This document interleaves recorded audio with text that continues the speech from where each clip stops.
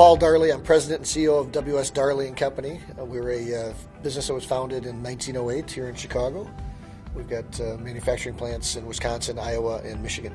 Half of our business is manufacturing. We manufacture firefighting equipment and fire pumps, and then pumps that are used for specific applications where you need high volume, high pressure together. So they're used in fuel transfer for the Department of Defense. They can be used in snowmaking. They can be used in riot control vehicles, but primarily firefighting equipment and damage control on ships and things of that nature. And then the other half of our business is a distribution business where we distribute equipment for the Department of Defense, for fire departments, for any type of security agencies run by the United States. You know, my father gave me great advice when I was young. One of the main things that I learned from him and the advice that he gave me early on was that, and there was a ton of it, but one of the things I remember he said to me is, Paul, never do anything that someone else in the business can do, particularly if they can do it as well as you or if they're paid less than you. So I constantly am looking at, because I've got to be, particularly at that point, whether I was head of sales in my late 20s, early 30s, or certainly now as chairman, CEO, and president, I've got to make sure that I'm working on those things that I can be working on better than anybody else. That's the best bang for our dollar for my compensation. And so if I catch myself doing anything that's mundane or whatever, I make sure that I give that to someone else. The other advice that's kind of goes part and part with that, and I remember when I first became president in 1997, I was trying to be Superman. Everyone would come up and say, "Oh, Paul, we've got a problem," and I'd say, "Well, here, let me take that problem off you."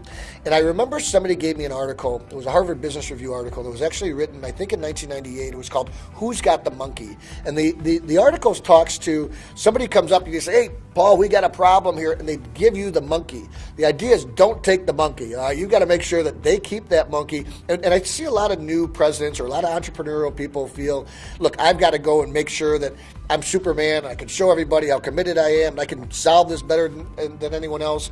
Usually, issues like that are best solved where the rubber meets the road. So in the particular case, wherever that employee sits, they usually have the best answers. So I often now will find myself saying, well, what do you think we should do? And there's nothing, and not taking the monkey. I'll tell you that what we pursue on a relentless basis to make sure that we stay competitive are a few basic lessons. The first one is customer service at all costs. I mean, it just can't be lip service. We're all about creating raving fans. So that means, look, always erring on the side of the customer, empowering our employees to make sure that they know that they've got, they all know exactly what the price threshold is, that they can issue a credit to a customer. They don't have to come to me with those decisions. They're empowered to make those decisions very quickly. And we know that, look, it's not the big that eat the small in business. It's the fast that eat the slow. So whenever those are focused on our third core value of making sure that there's passionate customer service and taking care of the customer, that's probably the number one thing that we're constantly imbuing into our people. Probably the second thing is that cash is king. And I know that sounds like such a terrible cliche. In fact, I would say, look, cash isn't king, it's everything. If you don't have cash as a business, companies don't go out of business because they because they lose money. Companies go out of business because they run out of cash. And so I'm constantly monitoring our cash, whether that's our receivables, not stringing out our vendors. We make sure that we pay on time, and we make sure that we're, making sound financial decisions with our money constantly.